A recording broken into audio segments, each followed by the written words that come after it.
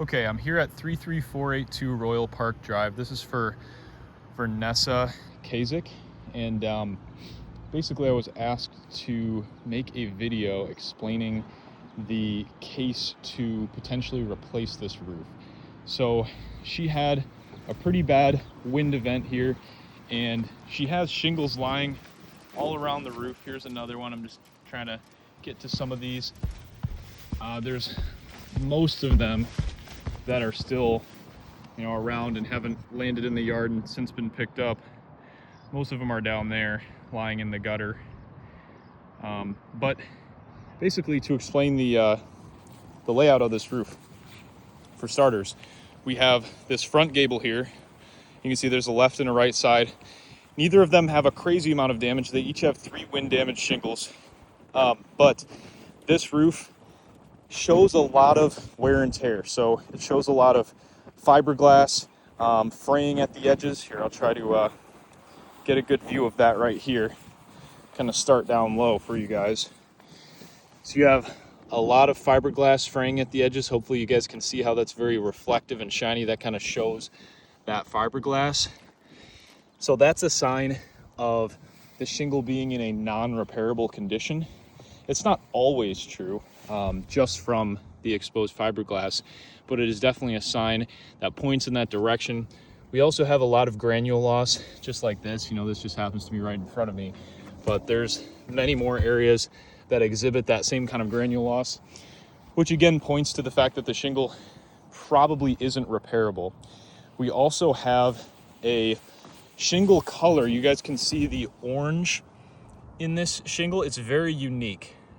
That is not something I believe is made anymore. Now, I could be wrong. I haven't sent this to ITEL, but it looks like it's probably a discontinued color. We also have things like this where temporary repairs have been done in the past and they've failed. So this was somebody, obviously this is not a roofer doing this, but this is somebody attempting to face nail their shingle back down after it blew up in a windstorm. And, now those nails have deteriorated. But more importantly, the bulk of the wind damage is not here. Those are just some shingles that showed mat transfer and some creasing. The bulk of the wind damage is right here, and this is the most curb appealing, obvious part of the entire roof. So every single person that drives through this subdivision, this is the entrance right there. So you've got the most obvious curb appeal spot you could have, and this has about 16 shingles under it. So I wasn't the one that installed this tarp. I think this was another company that did this, but I did see pictures before, and almost all these shingles that were, roughly under this tarp were damaged. So you have about 16 wind damage shingles there. This slope should be replaced from that. That's a small slope, and again, multiple signs of non-repairability kind of point towards that conclusion as well. So if we're replacing this slope, which is the front, then we're looking at the left slope here that's tied into it. If this left slope were built underneath this slope, then this would not have to be replaced. But since it is built over top, it would have to be replaced because this shingle extends well beyond this valley. So tearing off this slope would result in this slope suffering irreparable damage as well. So that would also need to be replaced. So far, we've got the front slope being replaced. And then the reason I marked this as L2 and not just L is this is the second left slope. Technically, the first left slope is down there where those 3 vents are on. Now, we've got a similar situation over here. We've got about, I guess I didn't put the W there, but we've got about 20 wind damage shingles here based on this tarp. And again, saw photos. This is not, I don't think it was a super over the top tarping job. Pretty much that whole area had widespread wind damage on it. So that's about 20 shingles that are going to be under that tarp, if not more. So this being not a very big slope really should get replaced. And again, due to the lack of repairability and also the possible lack of a match, this is probably the second most curb appealing side. As you can see, anybody leaving the sub is going to see this. And if you have repairs of a different color on either of these slopes, it's going to stick out like a sore thumb, devalue the property.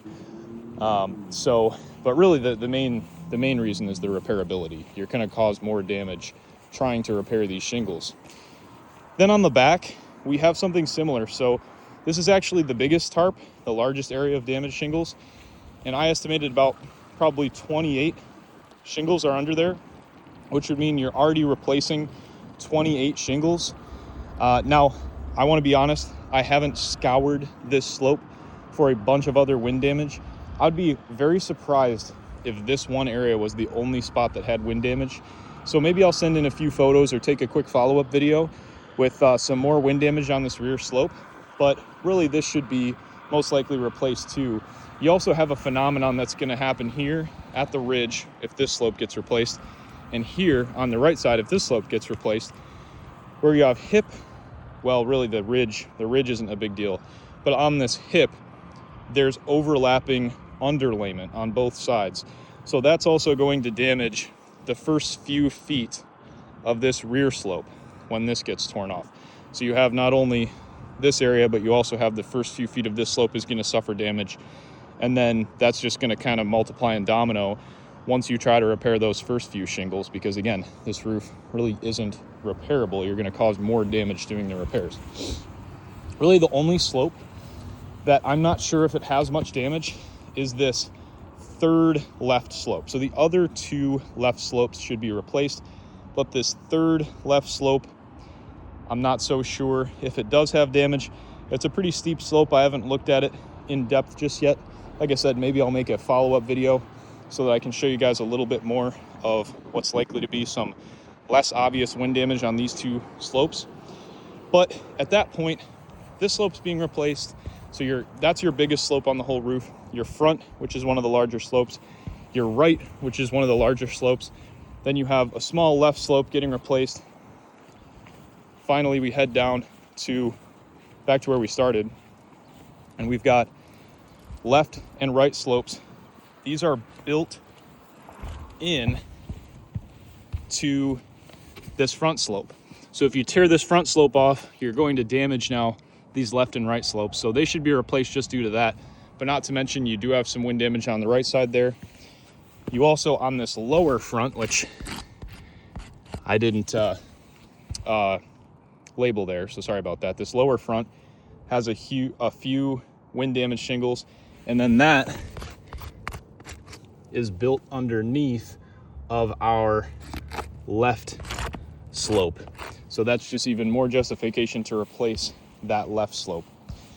That's kind of what I have for you guys so far. I've been on this roof for about a half hour and just looked around, but I can do a little bit more in-depth look at the back and left slopes if that would help.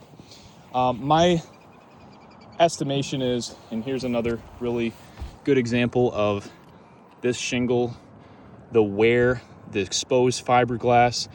I mean, yes, this is a ridge that's not necessarily representative of the whole roof, but then you look over and you see that fraying, that exposed fiberglass continuing on over pretty much every slope we've looked at so far. And I think, well, this has to be replaced. This has to be replaced. This has to be replaced, no doubt, because those are the three with the most blatant wind damage. And then if you're just going to do repairs here in one of the front most valuable portions of the home, or most curb appealing portions, I should say, not necessarily most valuable because it's just the garage, but most curb appealing portions, it doesn't really make sense because you're already replacing the vast majority of the roof.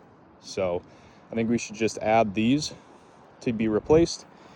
And then, if you guys are willing to add this one slope in, I'm not sure if there's damage on it yet, but I think it would be a great thing to do for the customer. This is also, again, one of those curb appealing slopes where if we do have any subtle damage that has to be repaired, anybody, is going to see that. So it is going to reduce the value of the home. Yeah, those are just kind of my thoughts on the fly of why this needs to be replaced. Please give me a call if you have any questions about this. I'm sure we'll give my contact information in the email that we send over. So really appreciate your time and attention watching this. And if you have any opinions that are different from mine, I completely understand. Maybe we can talk it over and come to an agreement on what needs to be done. Thanks.